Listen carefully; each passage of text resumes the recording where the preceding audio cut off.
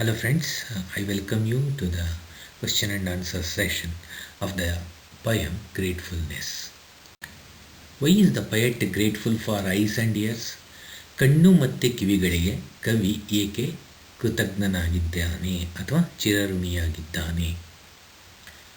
Poet is grateful for eyes because he can see his own activities. So here stress on the point that he can see his own activities ಅಂದರೆ is in the sense of observing one's own activities. So ಇಲ್ಲಿ ಅವನು ಹೇಳ್ತಾನೆ, ಪ್ರಪಂಚ ನೋಡೋಕ್ಕೆ ನನಗೆ ಕೊಟ್ಟಿದ್ದಾನೆ ಕಣ್ಣು ಅಂತ ಹೇಳ್ತಾ ಇಲ್ಲ, ನನ್ನ ಆ್ಯಕ್ಟಿವಿಟೀಸ್ನ ನೋಡೋಕ್ಕೆ ನನಗೆ ಕಣ್ಣು ಕೊಟ್ಟಿದ್ದಾನೆ ಅಂತಂದರೆ ನಾನೇನು ಕೆಲಸ ಮಾಡ್ತಿದ್ದೀನಿ ಅದನ್ನು ನಾನು ಅಬ್ಸರ್ವ್ ಮಾಡಬೇಕು. ಸೊ ಕೆಟ್ಟ ಕೆಲಸಗಳನ್ನ ಮಾಡಬಾರ್ದು, ಈ ಥರ ಅರ್ಥ. ಸೊ ಆಸ್ ದೋ ice can be used for seeing good, ಅಂದರೆ ಕಣ್ಣಿರೋದು ಒಳ್ಳೆಯದನ್ನು ನೋಡೋಕ್ಕೆ ಅಥವಾ ಒಳ್ಳೆ ಕೆಲಸ ಮಾಡೋಕ್ಕೆ ಹೊರತು ಸೊ ಇನ್ನೇನಕ್ಕೂ ಅಲ್ಲ ಅನ್ನೋ ಒಂದು ಸ್ಟ್ರೆಸ್ ಕೊಟ್ಟಿದ್ದಾರೆ. Poet thanks ears as he is able to hear. So definitely ಕಿವಿ ಇದ್ದರೆ ಕೇಳ್ಬೋದು, ಅದಕ್ಕೆ ಅವರು ಚಿರಋಣಿ ಆಗಿದ್ದಾರೆ, ನಿಜ. In case of ears, even though it can hear anything, so ಏನು ಬೇಕಾದ್ರೂ ಕೇಳಿಸ್ಕೋಬೋದು ನಾವು, ಆದರೆ he wants to hear the sobbing voice of the needy human being. So ಏನು ಅಗತ್ಯವಿರುವ ಮಾನವರ ದುಃಖದ ಧ್ವನಿ ಏನಿದೆ ಅದನ್ನು ಕೇಳಿಸ್ಕೊಳಕ್ಕೆ ಅವನು ಬಯಸ್ತಾನೆ. ಸೊ ಹಾಗಾಗಿ ಇಲ್ಲಿ ಎರಡೂ ನೀವು ಅಬ್ಸರ್ವ್ ಮಾಡಿದ್ರೆ ಪಾಸಿಟಿವ್ ಥಿಂಗ್ಸ್ನ ಮಾತ್ರ ಇವನು ಚಿರಋಣಿಯಾಗಿದ್ದಾನೆ ದೇವ್ರಿಗೆ.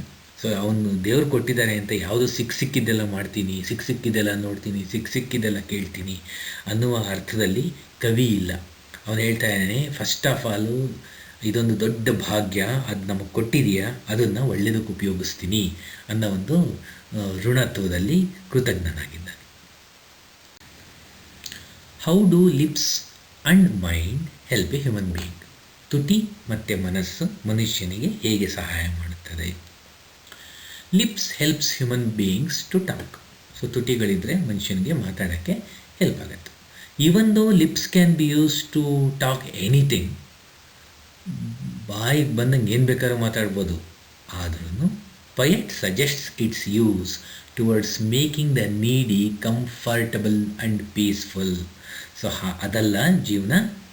ಸೊ ಯಾರು ಇರ್ತಾರೋ ನೀಡಿ ಅವ್ರುಗಳಿಗೆ ಒಂದು ರೀತಿಯ ಆರಾಮ ಆಗಬೇಕು, ನಾವು ಮಾತಾಡಿದ್ರೆ ಅವ್ರಿಗೊಂದು ಶಾಂತಿ ನೆಲೆಸಬೇಕು ಅವ್ರ ಮನಸ್ಸಿನಲ್ಲಿ, ಆ ರೀತಿ ಮಾತಾಡೋಕ್ಕೆ ನಮ್ಮ ತುಟಿನ ಉಪಯೋಗಿಸ್ಬೇಕು.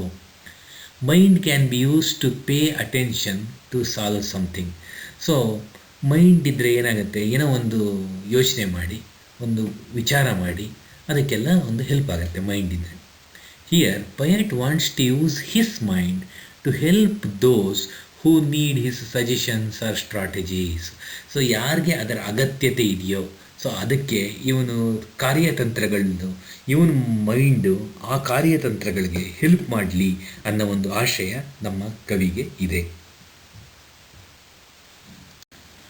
What does the poet use his hands for? ಕವಿ ತನ್ನ ಕೈಗಳನ್ನು ಯಾವ ಥರದ ಕೆಲಸಕ್ಕಾಗಿ ಉಪಯೋಗಿಸ್ತಾ ಇದ್ದಾನೆ? Poet wants to use his hands to accomplish some arduous or simple tasks for others. So ನೋಡಿ, ಇಲ್ಲೂ ಅದೇ ಥರ ಕವಿ ತನ್ನ ಕೈಗಳನ್ನು ಇತರರ ಕೆಲವು ಕಠಿಣ ಅಥವಾ ಸರಳವಾದ ಕಾರ್ಯಗಳನ್ನು ಸಾಧಿಸಲು ಬಯಸುತ್ತಾನೆ. ಅಂದರೆ ಅವನ ಸ್ವಾರ್ಥದ ಕೆಲಸಗಳು ಅನ್ನೋದ್ರ ಬಗ್ಗೆ ಇಲ್ಲಿ ಗೊತ್ತಿಲ್ಲ. ಸೊ ಓ ದೇವರೇ ಕೈ ಕೊಟ್ಟಿದೆಯಾ, ನಾನು ಏನು ಬೇಕಾದ್ರೂ ಮಾಡ್ಬೋದು, ನನ್ನ ಕೆಲಸಗಳು ಅಂತ ಹೇಳ್ಕೊತಾ ಇಲ್ಲ ಅವನು. ಸೊ ನೀನು ಕೊಟ್ಟಿದೆಯಾ, ಹಾಗಾಗಿ ನಾನು ಬೇರೆಯವ್ರಿಗೆ ಹೆಲ್ಪ್ ಮಾಡೋಕ್ಕೆ ಸಾಧ್ಯ, ಅವರ ಒಂದು ಕಷ್ಟದ ಕೆಲಸಗಳಿಗೋ ಅಥವಾ ಅವರ ಒಂದು ಸಿಂಪಲ್ ಕೆಲಸಗಳಿಗೋ ನಾನು ಅವ್ರಿಗೆ ಹೆಲ್ಪಿಂಗ್ ಹ್ಯಾಂಡ್ ಆಗಬೇಕು ಅನ್ನೋ ಯೋಚನೆಯಲ್ಲಿ ಪಯಟ್ ಇದ್ದಾನೆ. Actually we should be grateful to this poet as he wants to make use of all his organs meaningfully and with a purpose for other needy human beings. ನೋಡಿ, ಈ ಕವಿ ಅವನ ಎಲ್ಲ ಅಂಗಾಂಗಗಳನ್ನು ಒಂಥರ ಅರ್ಥಪೂರ್ಣವಾಗಿ ಮತ್ತು ಯಾರಿಗೆ ಬೇಕೋ ಅವ್ರಿಗೆ ಸುಳ್ಳೆ ಹೋಗಿ ನಾನು ನಿಮ್ಗೆ ಹೆಲ್ಪ್ ಮಾಡ್ತೀನಿ, ನಾನು ನಿಮ್ಗೆ ಹೆಲ್ಪ್ ಮಾಡ್ತೀನಿ, ನಾನು ನಿಮ್ಗೆ ಸ್ಟ್ರಾಟಜಿ ಕೊಡ್ತೀನಿ ಅಂತ ಹೇಳೋಕ್ಕಾಗಲ್ಲ. ಸೊ ಅದು ಹೆಲ್ಪ್ ಆಗಲ್ಲ, ಅದು ಟಾರ್ಚರು. ಸೊ ಯಾರಿಗೂ ಒಂದು ಅರ್ಥಪೂರ್ಣವಾಗಿ ಆ ಟೈಮ್ ಬೇಕಾದಂತಹ ಒಂದು ಉದ್ದೇಶಕ್ಕೆ ಬಳಸ್ಕೊಳ್ಳೋದು, ಅದರಿಂದ ಕೃತಜ್ಞನಾಗಿರಬೇಕು ಅಂತ ಇವನು ಯೋಚನೆ ಮಾಡ್ತಾನೆ. ಹೌದು, ಇಲ್ಲಿ ವ್ಯಕ್ತಿಗಳಾದ ನಾವು ಅನುಸರಿಸಬೇಕಾದ ವಿಷಯನೂ ಇದೇನೇನೆ. ಸೊ ನಾವು ಹೌದು ಕೃತಜ್ಞರಾಗಿರಬೇಕು, ಬೇರೆಯವ್ರಿಗೆ ಹೆಲ್ಪ್ ಮಾಡಬೇಕು. ಸೊ ಇದ್ರ ಬಗ್ಗೆ ಒಂದು ಯೋಚನೆ ಇರಬೇಕು.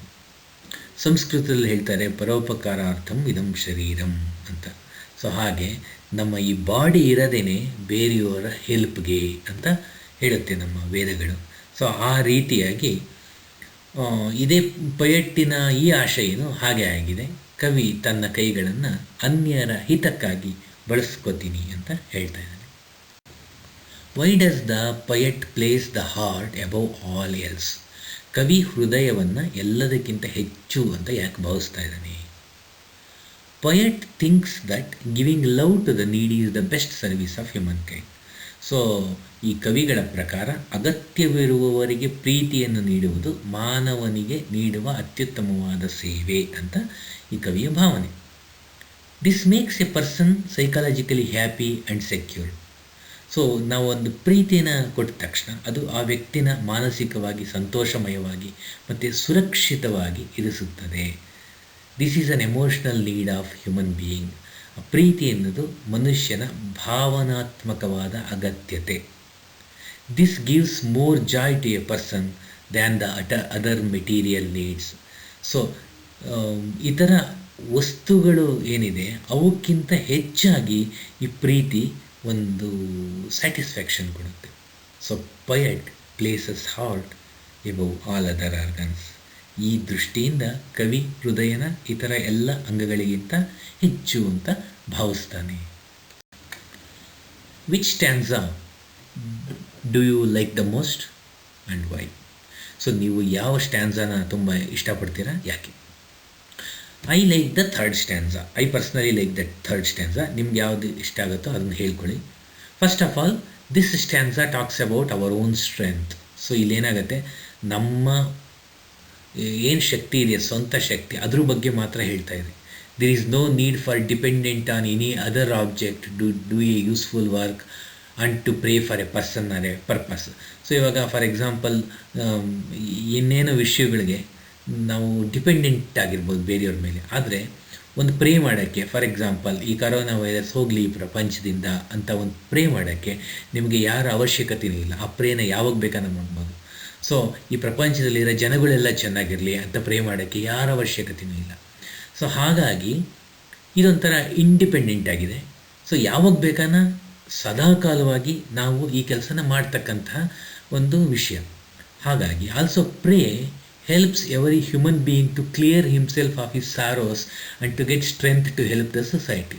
ಸೊ ನಾವು ಒಂದು ಪ್ರೇ ಮಾಡೋದ್ರಿಂದ ಫಸ್ಟ್ ಆಫ್ ಆಲ್ ನಮ್ಮ ಅಗತ್ಯತೆಗಳ ನೀಡೇ ಸತ್ತು ಹೋಗುತ್ತೆ. ಸೊ ನಮಗೇನು ಬೇಡ ಅನ್ನೋ ಒಂದು ಪರಿತ್ಯಾಗ ಮನೋಭಾವನೆ ಬರೋಕ್ಕೆ ಶುರುವಾಗುತ್ತೆ. ಸೊ ನಮಗೆ ಒಂದು ಬೇಜಾರೇ ಇರಲ್ಲ, ಯಾಕೆಂದರೆ ನಾವೇ ಇನ್ನೊಬ್ಬರ ಬಗ್ಗೆ ಚಿಂತಿಸ್ತಾ ಇದ್ದೀವಿ, ಅವ್ರು ಚೆನ್ನಾಗಿರಲಿ ಅಂತ ಹೇಳ್ತಾ ಇದ್ದೀವಿ. ಸೊ ನಮ್ಮ ಬಗ್ಗೆ ಚಿಂತೆಗೇ ಅವಶ್ಯಕತೆ ಇಲ್ಲ. ಸೊ ಹಾಗಾಗಿ ಈ ಸಮಾಜಕ್ಕೆ ಒಂದು ಒಳ್ಳೆಯ ಒಂದು ಮೆಸೇಜ್ ಸಹ ಹೋಗುತ್ತೆ, ನಮ್ಮಿಂದ ಒಂದು ಕೊಡುಗೆ ಸಹ ಹೋಗುತ್ತೆ. ಹಾಗಾಗಿ I like this stanza.